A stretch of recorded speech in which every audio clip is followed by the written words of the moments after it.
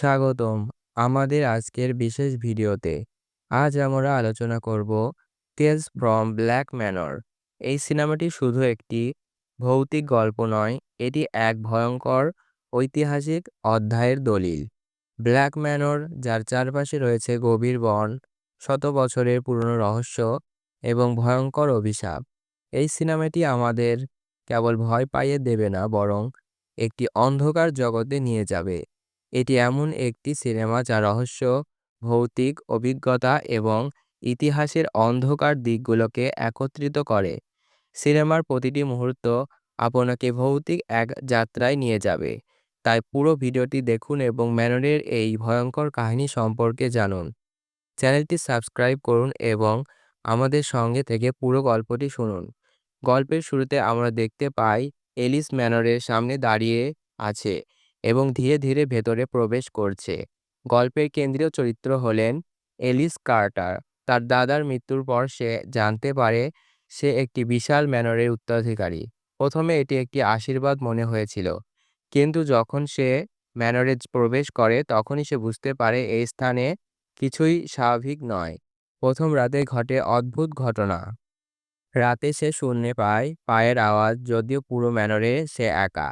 দেয়ালের পেছনে কেউ যেন কথা বলছে বা কাঁদছে। ম্যানরের হলঘরের এক কোণে সে একটি পুরনো আয়না দেখতে পায়, যেখানে নিজের প্রতিচ্ছবি ঝাপসা দেখা যায়।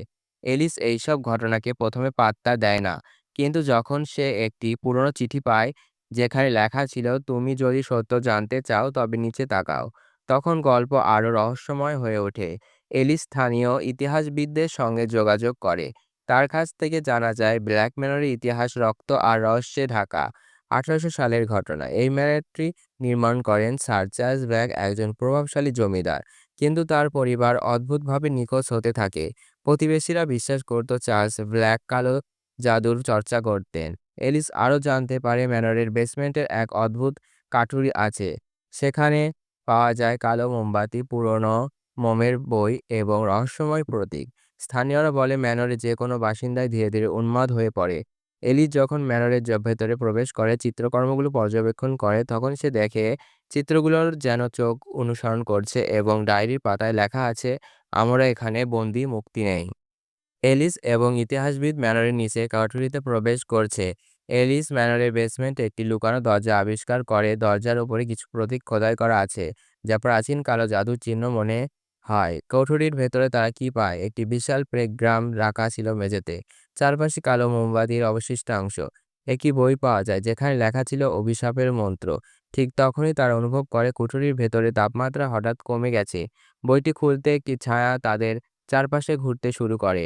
ভৌতিক ঘটনাগুলো তখনই ঘটে। দরজাগুলো আপনা আপনি বন্ধ হয়ে যায় এবং একটি অদৃশ্য কণ্ঠ তাদের বলে, তোমরা পালাতে পারবে না। এলিস এবং ইতিহাসবিদ বুঝতে পারে এই অভিশাপ থেকে মুক্তি পাওয়া সহজ হবে না। গল্পের ক্লাইম্যাক্সে এলিস জানতে পারে ম্যানরের অভিশাপ ভাঙার একমাত্র উপায় হলো কুঠুরি ধ্বংস করা। কিন্তু কুঠুরি ধ্বংস করতে সে কালো ছায়া এবং তাদের থামানোর চেষ্টা করে। ছায়াটি এলিসের অতীতের ভুল এবং ভয়াবহ স্মৃতি তুলে ধরে, যা তার মানসিক শক্তি দুর্বল করে তোলে। এলিস নিজের ভয়কে জয় করে এবং বইটিকে আগুনে পুড়িয়ে দেয়, কিন্তু ধ্বংসের মুহূর্তে কালো ছায়াটি তার শরীর গ্রাস করতে শুরু করে। আমরা দেখি এলিস জীবিত আছে কিনা তা নিশ্চিত করা হয়নি। ম্যানরটি ধ্বংস হয়ে যায়, কিন্তু একটি দরজা খোলা থাকে, যা ইঙ্গিত দেয় অভিশাপ হয়তো পুরোপুরি শেষ হয়নি।